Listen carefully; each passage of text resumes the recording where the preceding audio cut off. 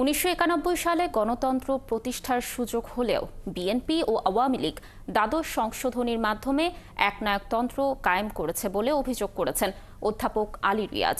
দুপুরে রাজধানীতে এক অনুষ্ঠানে এই অভিযোগ করে তিনি বলেন, এর আগেও দেশে 2 বার সংবিধান পুনর্লিখন করেছেন শেখ মুজিবুর রহমান ও তার মেয়ে শেখ হাসিনা, আর এভাবেই দেশে এক ব্যক্তির শাসন ব্যবস্থা কায়েম হয়েছিল। মোহন ইসলামের প্রতিবেদন। সরকারের বিরুদ্ধে এক ঐতিহাসিক গণ-অভ্যুত্থানের অংশ হয়েছে। Centre for democracy and good গভর্নেন্সের আয়োজনে অনুষ্ঠিত হয় গণ-অভ্যুত্থান পরবর্তী বাংলাদেশে গণতন্ত্র ও সুশাসন বিষয়ক সেমিনার। রাজধানীর আঞ্চলিক লোক প্রশাসন প্রশিক্ষণ কেন্দ্রে সেমিনারটি চলে সকাল থেকে দুপুর পর্যন্ত। এই কর্তৃত্ববাদী সরকারকে পরিবর্তন করে সেখানে অবসরপ্রাপ্ত বিচারপতি আব্দুর রহমান বলেন, 2024 সালে বাংলাদেশে গণ-অভ্যুত্থান আসলে একটি বিপ্লব ছিল। বিপ্লবের ফলাফলে সেই সময়কার যে কর্তৃত্ববাদী ক্ষমতায় যারা থাকে তারা দেশ ছেড়ে পালিয়ে যায়।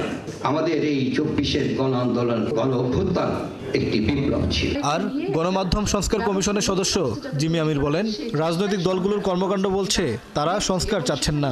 রাজনৈতিক দলগুলোকে অন্তর্ভুক্ত করা হয়েছে তাদের সুপারিশ, তাদের কথা এবং তাদেরকে সাথে নিয়ে একটি নতুন ব্যবস্থাপনা তৈরি করার জন্য।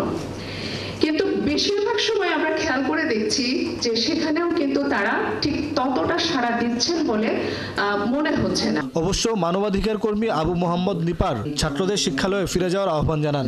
বলেন, শিক্ষার্থীদের উচিত সরকারকে কাজ করতে দেয়া।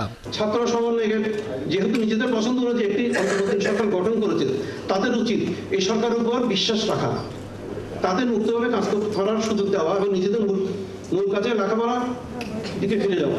প্রধান অতিথির বক্তব্যে সংবিধান সংস্কার কমিশনের প্রধান আলী রিয়াজ বলেন, 1972 সালে সংবিধানের মাধ্যমে এক ব্যক্তির শাসন ব্যবস্থা শুরু হয়, যার অবসানের সুযোগ এসেছিল 90-এ। কিন্তু 1991 সালে বিএনপি ও আওয়ামী লীগ দ্বাদশ সংশোধনের মাধ্যমে এক ব্যক্তি শাসন ব্যবস্থা আরও পাকা করে। বাংলাদেশের ক্ষেত্রে বিপদটা তৈরি হলো যখন রাষ্ট্রপতির হাতের অভাবনীয় ক্ষমতা, সেই ক্ষমতা কার্যত প্রধানমন্ত্রীর হাতে আপনি তুলে দিলেন। তাহলে প্রধানমন্ত্রী কি পেলেন? তিনি রাষ্ট্রপতির ক্ষমতাও পেলেন, প্রধানমন্ত্রীর ক্ষমতাও পেলেন। দেশে স্বৈরতন্ত্র যেন আর ফিরে না আসে সে বিষয়ে সবাইকে ঐক্যবদ্ধ হওয়ার আহ্বান জানান তিনি। সেই প্রতিরোধের আকাঙ্ক্ষা, সেই প্রতিরোধের মর্মবাণীকে ধারণ করে ঐক্য বজায় রাখুন।